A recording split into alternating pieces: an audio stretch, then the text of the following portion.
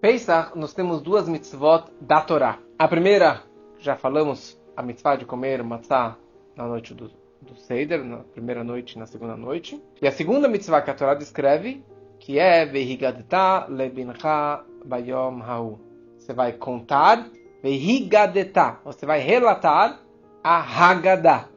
Haggadah significa relatar, contar a história de tudo que Hashem fez conosco na saída do Egito. A mitzvah é você contar sobre a saída do Egito. Você contar e relatar mais uma vez e mais uma vez. E se você for pensar, você fala, há 3.331 anos, nós estamos contando todo ano a mesma historinha. Vadim ainu lefarob mitzrayim, e Hashem fez as pragas e não tirou de lá com a mão estendida, e o Korban Pesach, e a matzah, e o maror, etc. Você não se enjoa? Todo ano você conta a mesma história. Por que tem a mitzvah de você contar e repetir e repetir e repetir? E fora de Israel, 2 vezes. 2 Seder. Porque quanto mais você fala sobre um assunto, mais você vibra. Mais você sente. Quando você vai ter uma festa, você se prepara de antemão semanas, meses antes. Quanto mais você se prepara, quando chega a festa, você vibra ela muito mais. Agora você faz, foi a festinha. Você não fez uma festinha, você não se preparou? Então você não vai vibrar. E isso é um lado. Por outro lado, quanto que vai ficar na sua memória aquela festa, aquele evento? Se você se preparou tanto, investiu, e pensou, e conversou, e relatou sobre isso, você acaba vibrando e fica gravado dentro de você, e você consegue lembrar para o futuro e passar isso para as próximas gerações. Olha, eu me lembro o que aconteceu há 70 anos atrás, que aconteceu aquele... Ficou gravado na minha memória. Mesma coisa, Pesach. A gente tem que contar a história da saída do Egito. E a gente tem que fazer a big deal. Big deal. Sobre cada detalhe que aconteceu na escravidão, e as pragas, e a saída do Egito, até entrar em Israel, e você começa a contar em detalhes, horas e horas e horas, a saída do Egito, e você cada vez mais fica mais excited, porque você conta mais um milagre, e mais uma maravilha, mais um detalhe da praga do sangue que você não conhecia esse ano, e mais um detalhe da praga do sapo, e mais um detalhe do sofrimento que eles tinham, ou mais um detalhe da saída e da alegria de poder ter saído do Egito. Então você, na verdade, começa a perceber que Hashem não nos esqueceu. E que Hashem está presente sempre conosco. E Ele sempre está do nosso lado. Não só 3.331 anos atrás, mas hoje também. Cada milagre que acontece comigo no meu dia a dia, eu estou saindo do meu Egito. E isso acaba fortalecendo a minha emuná. Isso acaba fortalecendo a minha fé, que fica cada vez mais expressa. Mas para isso, você tem que contar. Você tem que repetir. E você tem que relatar nos mínimos detalhes. E sabe quem que está curtindo toda essa história? Crianças. Fora as crianças. Os pais. Fora os pais. Os avós. Os avós. Hashem, na hora que o povo está contando a história de Yetziat Mitzrayim, Hashem lá de cima, ele está tendo muito, muito narras. E naquela hora ele chama todos os anjos celestiais e ele fala, vamos assistir agora um filme dos nossos filhos lá embaixo, meus filhos, Bnei Israel na terra, todos estão aqui, 3.300 e poucos anos após a saída do Egito, eles estão me louvando, agradecendo os milagres e maravilhas que eu fiz com eles. Olha só que lindo, anjos. Ele se orgulha, digamos assim, perante os anjos, de como que eles estão agradecendo tanto a Hashem. Então, a mitzvah da Torá, de você lembrar a saída do Egito, não é só no Pesach. Sabiam que todo o dia, a gente fala na reza, você tem a mitzvah de lembrar a saída do Egito. Todos os dias da sua vida. Você tem que lembrar, você tem que lembrar a saída do Egito. Mas de qualquer forma, no Pesach tem uma mitzvah especial de você contar, não só lembrar, mas de você contar, de você ver higadetar, de você relatar a história do Egito naquela noite. Então, cada pessoa, cada Yudi, homens, mulheres, crianças, o mais erudito ao mais simples, o mais rico ao mais pobre, ele tem, como a gente fala aqui no comecinho da Gadá, afilo colar no Chachamim, mesmo se todos nós fôssemos sábios e eruditos, nós temos a mitzvah de contar a saída do Egito. Por isso que a primeira coisinha lá na Gadá, ele fala uma história de Rabi Eliezer, Rabi Elazar, que eles estavam reunidos em Bnei Brak, que estavam falando a noite inteira a história e não deu tempo de fazer o Shema Israel. Quer dizer, o que a Gadá está nos contando? Que os Rabi Akiva, os maiores tzadikim, chegou Pesach, eles paravam tudo o que eles faziam para simplesmente sentar e contar a história do Egito. Então essa é a introdução da Gadá. E a primeira coisa que a gente faz na Gadá, a gente fala Manishtaná. Interessante o Manishtaná. A gente pode ficar falando horas sobre o Manishtaná. Primeira coisa são perguntas que nem todas elas têm respostas. Porque a gente fala Manishtaná, Lailazé, por que a gente mergulha 2 vezes? Quando que são 2 vezes que a gente mergulha? Todo ano, já há 20, 30, 40 anos. A gente canta, o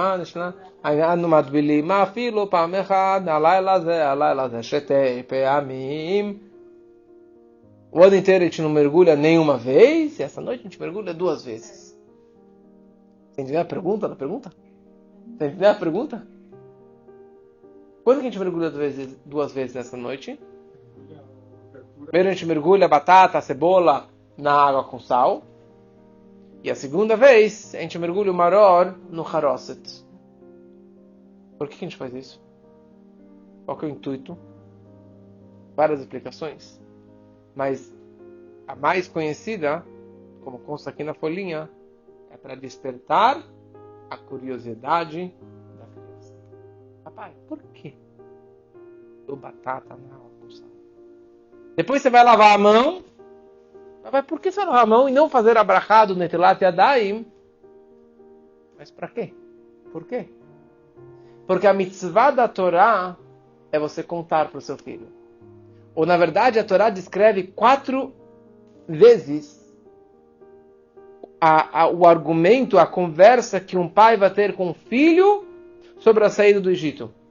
E daí que surgiram os 4 filhos da noite do Seder. Porque são 4 versículos que a Torá descreve. Um versículo é a frase que um sábio pergunta: o que são essas leis, esses mandamentos? Me explica, papai. Tipo, de uma forma educada, entender a lógica das mitzvot. Isso é um sábio. E depois tem outro que pergunta: o que é todas essas coisas aí que Deus fez por vocês quando vocês saíram do Egito? Tipo, esse é o perverso. Que ele meio que você tem que quebrar o dente dele e responder para ele, se você estivesse lá. Quer dizer, o argumento, depois tem aquele que nem sabe perguntar, fala, o que é isso? Esse é o bobinho, né? O tam, é o ingênuo, que ele nem sabe perguntar, o que quer dizer, o que é isso? Tipo, pergunta, o que é essas matzot, o que é o vinho, o que é o haroset? Lembra, o que é isso? Isso é o bobinho. E depois você tem aquele que nem sabe perguntar. Aquele judeu que nem sabe direito o que é Pesach.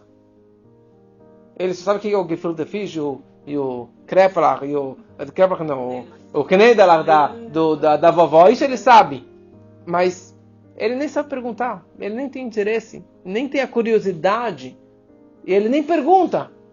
Então, sobre ele, a Torá não fala seu filho vai te perguntar. Está escrito na Torá, você vai contar para ele, sem ele te perguntar. Porque a mitzvah do pai é contar para o filho. Se ele te perguntou, ótimo. Se não, você tem a obrigação de ensinar seu filho.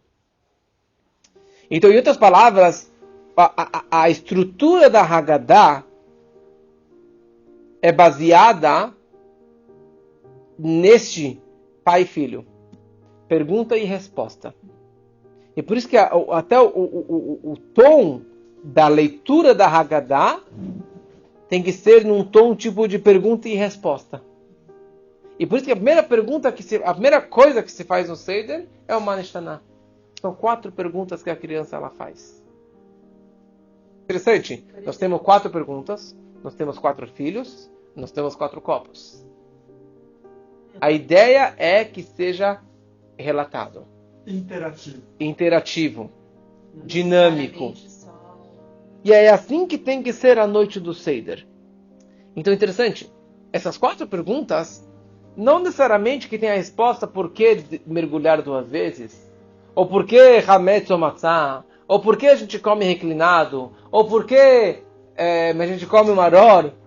Talvez tenha alguma explicação na Haggadah, fora com certeza tem várias explicações, não vamos entrar nisso aqui agora. Mas o ponto não é a resposta, porque muitas vezes com seu filho não interessa a resposta. Interessa se você escutou o que ele tem para questionar. Esposa, ou um médico, ou um rabino. Muitas vezes, hoje alguém veio falar comigo, ele ficou 2 horas falando, eu falei 5 minutos. Ele precisa falar. A pessoa precisa falar. Então a criança precisa falar. Você precisa contar a história. Então ele te perguntou. Então a história que eu era escravo no Egito, eu começo desde antes da história. Que Terach, o pai de Abraham, ele era idólatra, e Abraham, depois teve Yitzhak, depois teve Yaakov, depois a gente descreve que Deus prometeu para Abraham, no pacto que ele fez com ele, que seus descendentes serão escravos por 400 anos, e depois vão sair com muito dinheiro, e eu vou castigar aquele povo que escravizou vocês. E assim a história vai, e depois a gente descreve as 3 mitzvot mais importantes da noite, que é um Pesach, Matzah e Maror. A gente fala, todo aquele que não falou essas 3 palavras, esses 3 assuntos, quer dizer que ele não explicou, não entendeu o que é Pesach, Matzah e Maror, ele não cumpriu com a obrigação do Seder. E a questão é, a gente fala na Haggadah, Kol amarbel esaper betziad Mitzrayim arzeh meshubach. Todo aquele que prolongar, quanto mais você prolongar na narrativa da saída do Egito, você é mais louvado. Melhor ainda.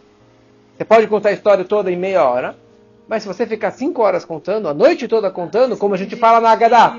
Por isso que a gente fala na Haggadah, que os sábios eles ficaram a noite inteira contando até o amanhecer. Por quê? Porque essa é a mitzvah, você contar. Então quanto mais, melhor. Só que você não pode perder o foco principal. As crianças. E não somente crianças de idade. Crianças de conhecimento. Ou adultos que não têm paciência de ficar até o final. Então você tem que fazer um cálculo, na verdade, de quem que está aqui na minha frente. Se eu aguento e se meus convidados aguentam. Se meus filhos aguentam. Porque a grande maioria das famílias, eu diria 90%, 95% das pessoas, acabou o jantar, tchau. Eles não ficam para o 3º copo, não ficam para Eliyahu Navi, não ficam para o Halel e nem para o Nirtzah, e não tomam o 4º copo. Então você não fez o Seder. Você parou são 15 passos o Seder. O Seder chama Seder porque tem um Seder, tem uma cronologia, tem uma ordem. E você precisa seguir essa ordem para você poder cumprir todas as mitzvot da noite. Falei que seria um shur para como fazer um Seder dinâmico. E todo ano a gente repete, mas é muito importante você saber isso. Saber quais são as mitzvot mais importantes da noite. Number 1, number 2 e number 3. Porque para muitos, o mais importante da noite é comer matzah balls. É comer o gefilte fish. Certo? E de tomar muito vinho. Mas daí você acaba, you miss the point. Você acaba perdendo as mitzvot mais importantes da noite. Então, você tem que ser dinâmico nessa noite para que todo mundo que está no seu Seder possa passar pelos 15 passos e possa cumprir as mitzvot da noite. Então, a primeira coisa, nós temos da Torá, nós temos 2 mitzvot. Todos sem comer a matzah. Quando? No Motzi Matzah. Ali é o momento de comer a matzah, pelo menos 29 gramas. Eu preciso que todo mundo conte a história do Magid, contar a história do Egito. Que é essa mitzvah, como a gente fala agora, a mitzvah da Torá. Então você não precisa enrolar 2 horas. Você pode fazer daqui em 45 minutos. Uma forma muito dinâmica, interativa, é que cada um leia um parágrafo da Haggadah. Número 2, que cada um tenha uma Haggadah na sua frente. e que essa Agadá seja em português, e que a Agadá de todos seja a mesma, para não dar confusão. Lá da Torá é Matzah e Haggadah. Ponto. Depois nós temos 4 mitzvot dos sábios. Nós temos os 4 copos de vinho. Não é menos importante que a Matzah. Só que a gente tem que entender que não consta na Torá a mitzvah de você tomar os 4 copos. Os 4 copos simbolizam 4 expressões, 4 frases que a Torá descreve sobre a redenção do Egito. Quando Hashem falou, vou tirar vocês do Egito, ele falou, vou tirar vocês do Egito, vou salvar vocês do Egito, vou pegar vocês do Egito, vou redimir vocês do Egito. Então, em lembrança dessas 4 expressões, nós tomamos os 4 copos de vinho. Só que esses 4 copos de vinho têm um seder, tem uma ordem, um momento específico para você tomá-lo. Se você tomou 1, 2, 3, 4 numa sequência, valeu como um só. Você não cumpriu a missão de tomar os 4 copos. Ai, minha tia-avó chegou atrasada, tomou 1. Não valeu. Tem que fazer o Kiddush tomar o copo. O segundo copo está ligado com o Magid, com toda a história. Você fala em cima do segundo copo. E quando você acabou o Magid, você toma o segundo copo. O terceiro copo você enche antes do Birkat Hamazon, antes do Berach. E você, depois do Birkat Hamazon, você toma o terceiro copo. E o quarto copo nós tomamos depois do Halel, que é a última coisa da Haggadah. Os 4 copos estão ligados com os 4 filhos também. Interessante que o primeiro copo está ligado com o Chacham, com o sábio. E o segundo copo está ligado com o Rashá, com o perverso. E o copo que a gente mais se estende na noite é o segundo copo. Que a gente enche ele antes do Rei Lachmaania, antes do Manishtaná. E ele fica cheio durante 1 hora, praticamente, mais ou menos, até o Borei Priagafen, antes de lavar a mão para o Motzi. E sobre quem se refere esse copo? Sobre o filho perverso. Não está meio errado? Não deveria estar ligado com o primeiro, com o Chacham, com o sábio, com o Tzadik?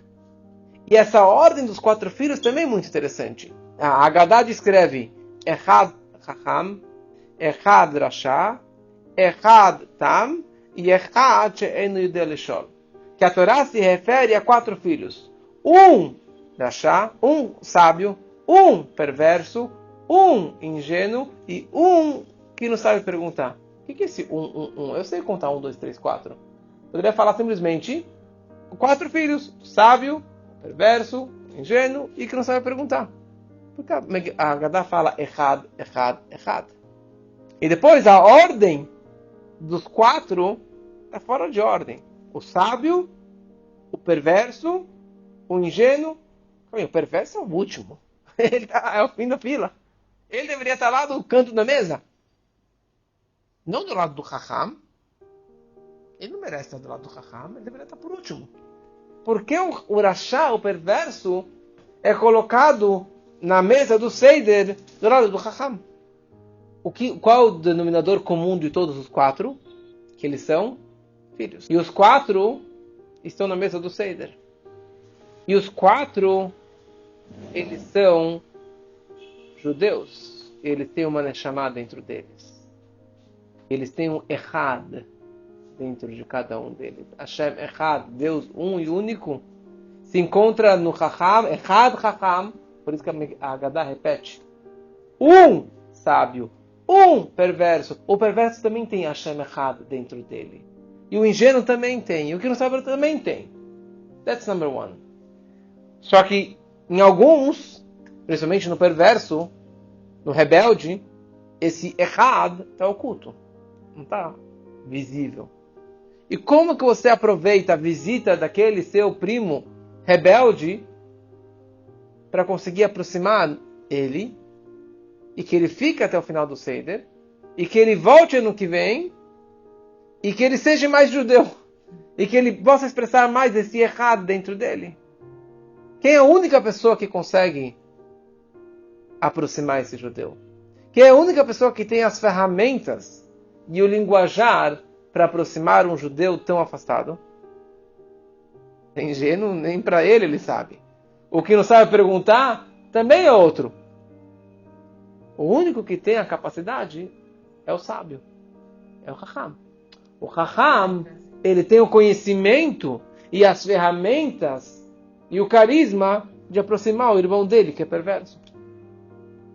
A mensagem que a Haggadah está nos dando é que aquele filho perverso, para ele ficar na noite do Seder e para ele continuar dentro do meio judaico, ele precisa sentar do lado do Raham. Aquele que tem mais conteúdo, ele tem a obrigação de não somente não afastar o perverso ou aquele rebelde, mas tem a obrigação de responder as perguntas dele. Então o que você perguntou antes, não necessariamente o pai tem que responder, mas o irmão mais sábio, ele pode responder para o irmão menor, para o irmão mais rebelde. E você tem a obrigação, como é dito a frase, se você sabe Aleph, só Aleph você sabe. Você tem a obrigação de ensinar para aquele que nem Aleph ele sabe. Você sabe Aleph Beit? Você tem a obrigação de ensinar para aquele que nem sabe, que só sabe Aleph, mas não sabe o Beit. E essa que é a mensagem da noite. Então, por isso que o segundo copo está ligado com o perverso. Toda a narrativa da noite, eu quero entrar em detalhes, explicar e discutir com aquele filho que está interessado. Ele está me perguntando, ele está sendo meio agressivo, meio rebelde, mas isso representa que ele tem uma imuná muito forte dentro dele, que ele tem uma fé. E ele está expressando através da rebeldia. O pior de todos é o cético, é aquele indiferente. Nem sabe perguntar, nem questionar ele sabe.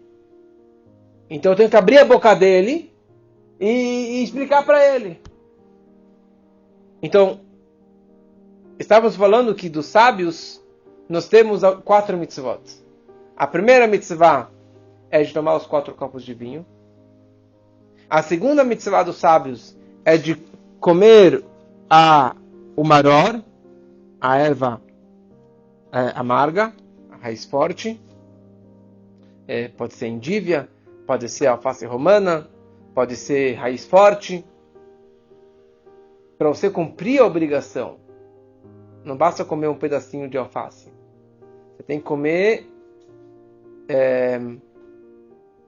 29 gramas, que seria aproximadamente umas 3 folhas de alface romana, ou umas 3, 4 endívias, com o rei em cima, com um pouquinho da raiz forte em cima.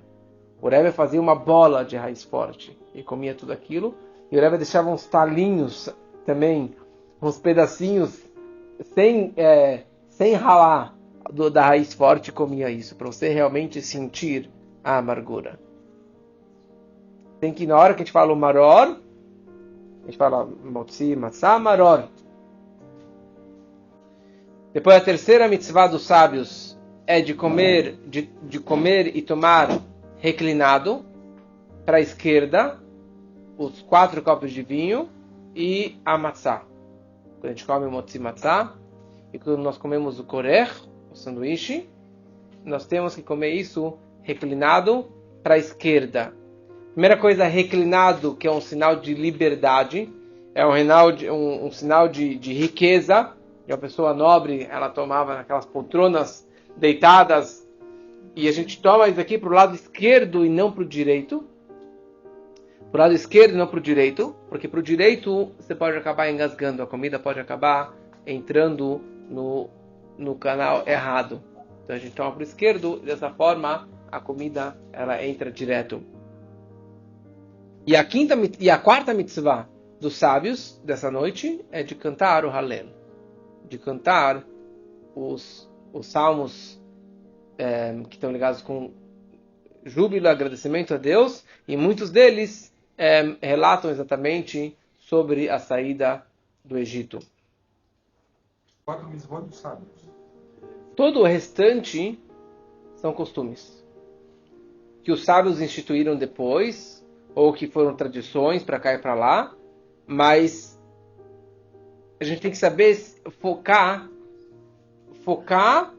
no mais importante. Eu digo o seguinte, é interessante, porque Pesach é a festa das tradições. Pesach é a festa das tradições. Então, se você tem o costume de comer o gefilte fish salgado, não mude para doce. Na minha casa tinha os dois, tinha o salgado e tinha o doce. Então, se você come, se na Kiara você coloca o pescocinho ou asinha, mantenha. Se é batata, ou é cebola, ou se é salsa, faça isso, é a tradição da família, porque Pesach é a festa das tradições. Só não vai me dizer que é uma tradição de você ter pãozinho na mesa. Daí, óbvio que não. Mas se você tem a tradição de ser esse tipo de matzebol, ou de ser aquele matzebol, mantenha. Os faradim têm as suas tradições, os ashkenazim têm as suas tradições. Isso é muito importante nessa noite. Só que a gente não pode perder o foco principal da noite, que não é só a festa das tradições. É a festa que a gente tem a mitzvah de contar a história. A festa de que eu tenho que comer a matzah. Eu tenho que tomar os 4 copos. Então, para que as pessoas possam tomar os 4 copos, eu preciso me concentrar de que a sobremesa não fique durante 2 horas. E que não fique fazendo sala durante o peixe, a carne, a sobremesa. E daí acabou a sobremesa, as pessoas vão embora. Ou as crianças adormecem.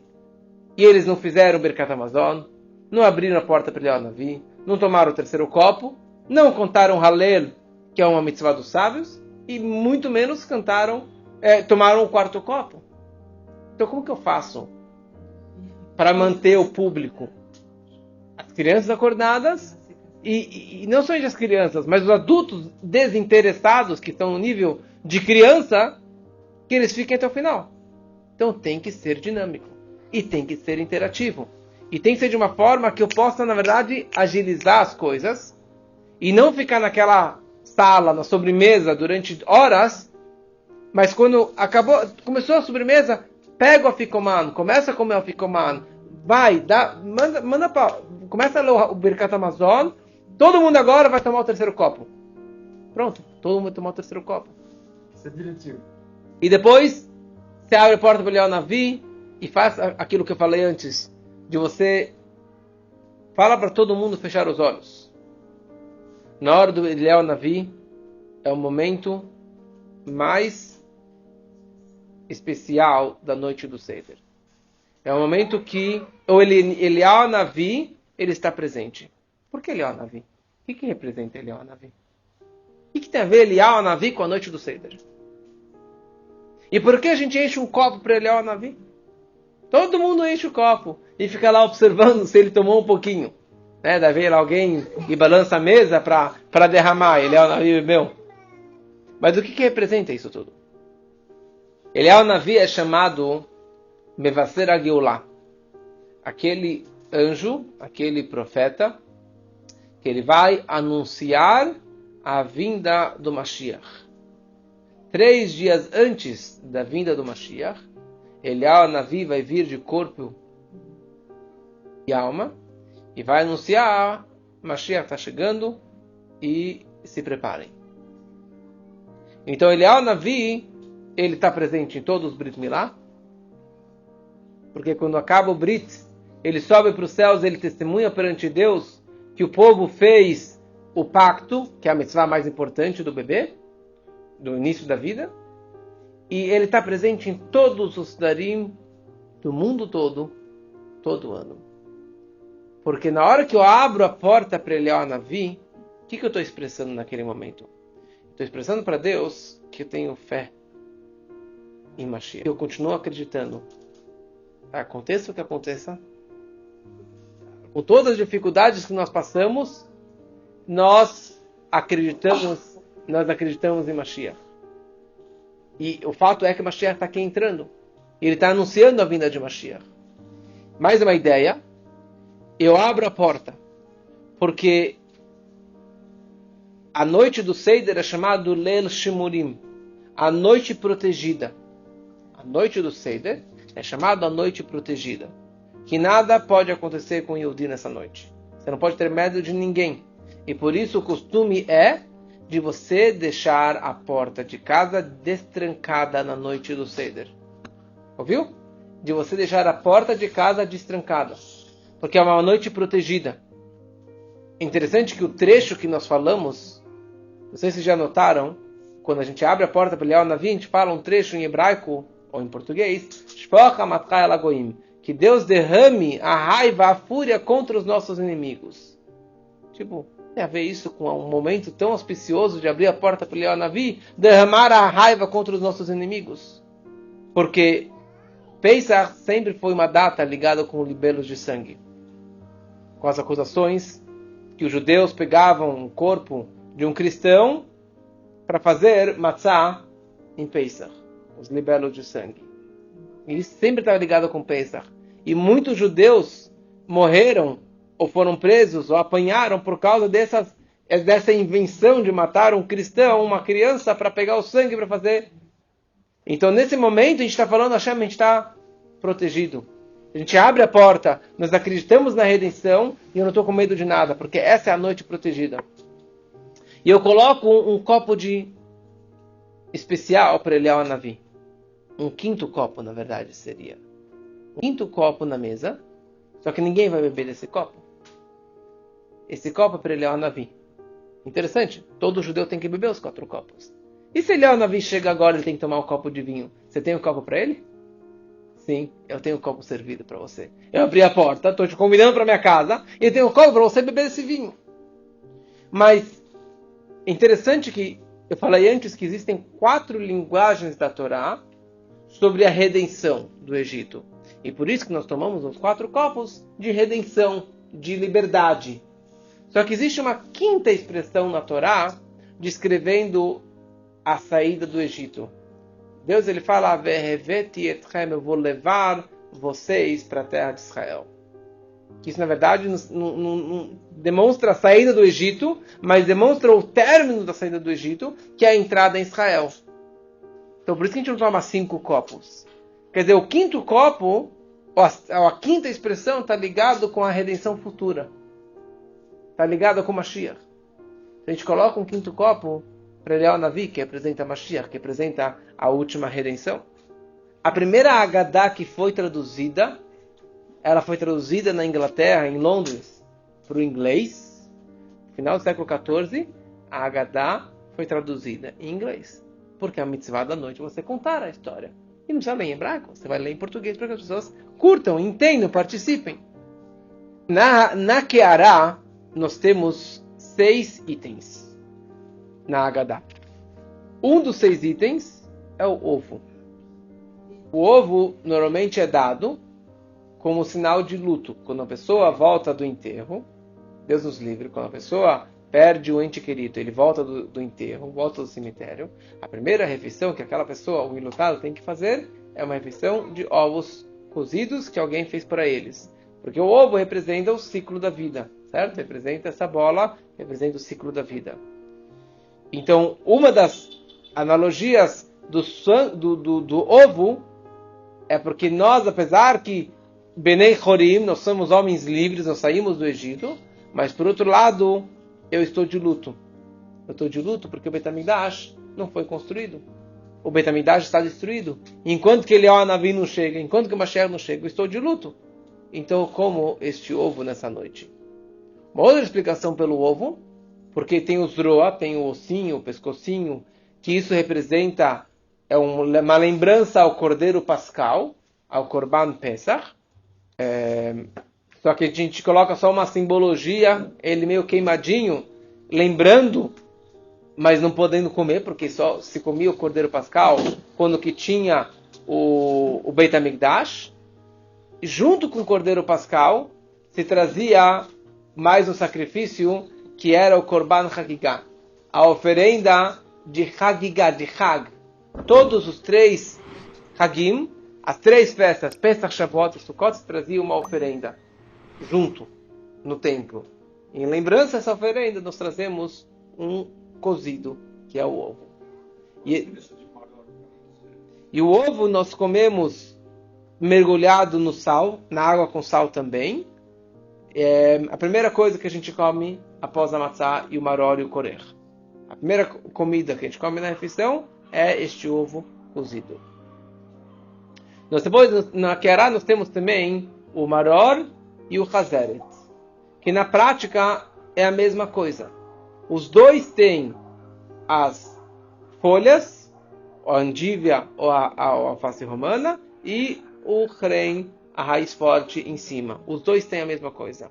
Só que o maror, ele é comido como maror.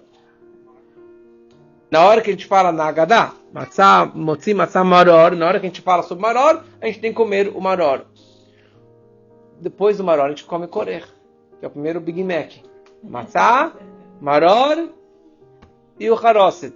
Na época do templo, se comia junto com o cordeiro pascal. Dentro tinha lá um cordeirinho, né? Uma carne deliciosa, que foi grelhada e você comia junto com a matzah. Então a segunda maror que está na Keará, que é o hazeret, é o repeteco. E você precisa comer ele novamente. É interessante. A gente come matzah, maror e depois korer. Eu já comi matzah, eu já comi o maror. Por que eu tenho que fazer o sanduíche e comer matzah junto com o maror?